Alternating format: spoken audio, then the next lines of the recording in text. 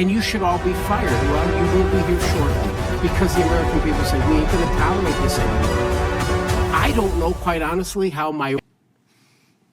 Mr. Nails. Thank you, Mr. Chairman.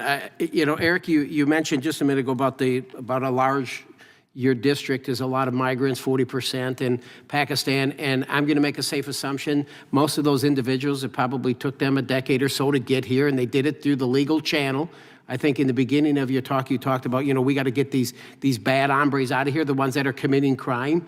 Do you think the director would agree with you on that?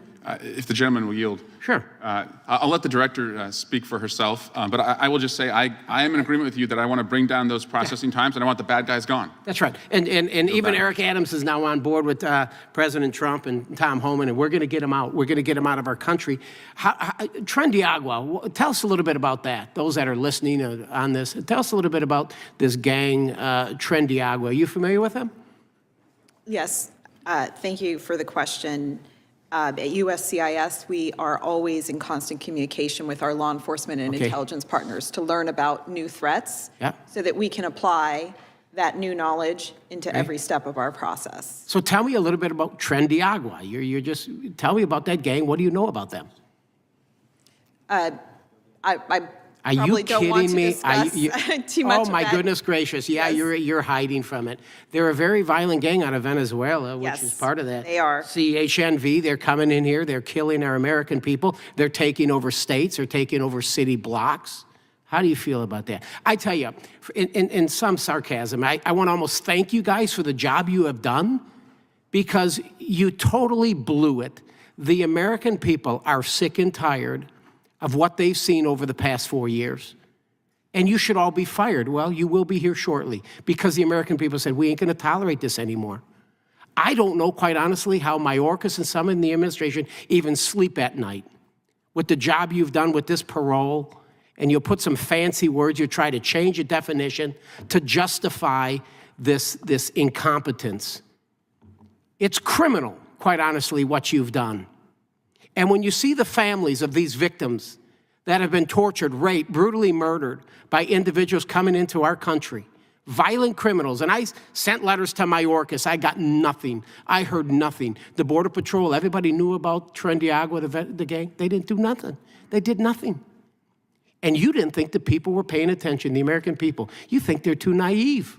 They woke up, and now you're gone. And I can't wait till January 20th when President Trump will secure our border and put the American people first. I yield the rest of my time to the great chairman.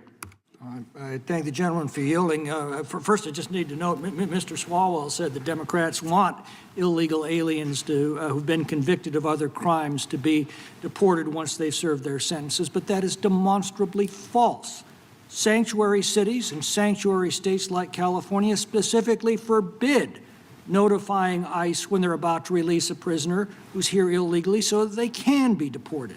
And I'd suggest that the workforce crisis we face is by adding millions of cheap illegal labor to the labor market who've dramatically reduced the wages of working American families and working legal immigrants.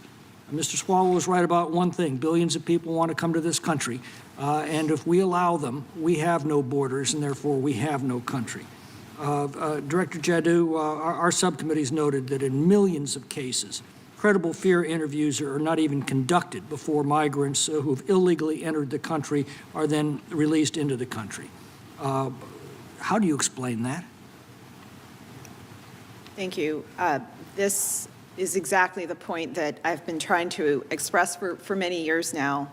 USCIS, being a fee-funded agency, has to use fees we charge others to support the work we do at the border alongside our partners, Customs and Border Protection. That is not funded by Congress. It is funded by fees. Therefore, we are limited in the numbers those fees, we can do. until we opened our borders, those fees were more than adequate to conduct those interviews, and under your administration, they're not.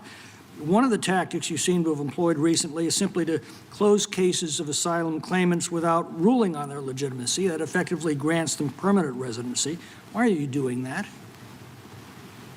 Granting permanent residency, I'm sorry, sir, Mr. Chairman. You close, instead of ruling on asylum claims, the cases are simply closed out. Oh, on those cases. So many cases in the asylum backlog are wrongly in asylum backlog. They're actually maybe defensive asylum, which should be before the immigration court.